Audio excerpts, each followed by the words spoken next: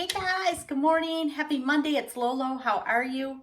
I'm coming on here this morning because I'm going to start a new Monday thing.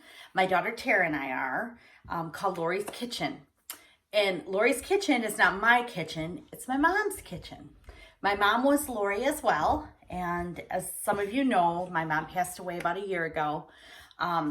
When she did, my daughter Tara wanted her recipes, and there's a stack about this big.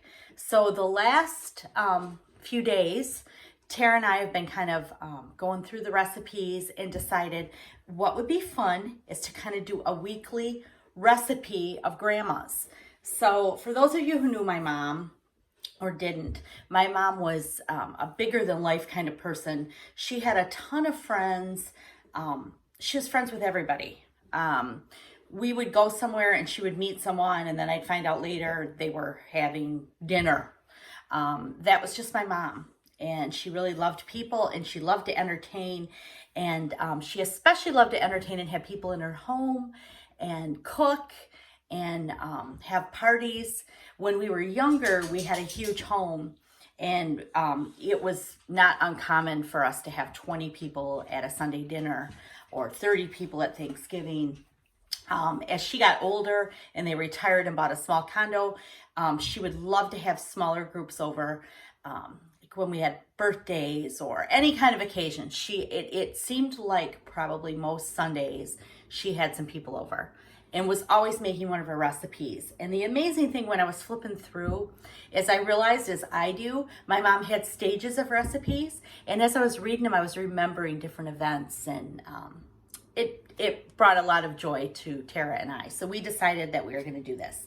So this Monday, the first Monday, I'm probably making her very simplest dish, but it was one that so many people liked. And she called it Amish beef. And my mom and dad used to love to go down to Indiana and visit the Amish. It was just something. My dad was fascinated by the Amish. They loved to go shopping. There was a museum that they went to, but they went to a particular restaurant and they made this beef that my dad was crazy about. And it was a beef that they roasted all day. So my mom, as she would, I think became friends and got someone to give her the recipe. Couldn't believe how easy it was, but it's always been popular. Several people in our family, when my mom would have them over for their birthdays, would request this. My husband loves this kind of dish because he's a big beef eater. So I'm just going to show you this today. So what you do for an Amish beef is you just get a chuck roast. Now I have a smaller one because there's just two of us, and I'm going to have to use leftovers. The nice thing about this is it makes a really good hot beef sandwich the next day too, so you will love that. And what this Amish beef does is you just take it, and I salt and peppered it, and I have a product that I use now just called M-Salt, and it has salt and pepper and some other stuff in it, and I really like it, so I use that rather than just plain salt and pepper. And you guys, it's 2 ingredients after that. It's 2 cans of cream of mushroom soup, and I'm just putting it here in the slow cooker. The other thing I will say is you can make this in the slow cooker, and you would cook it for about 10 hours on low, or you can make it in the oven. My mom never used a slow cooker, second can. So she always did it in the oven, and she did it at 325 for an hour per pound. So this particular one, if I was doing it in the oven, I would cook for 3 hours because it's like 3 pounds. But I like the slow cooker.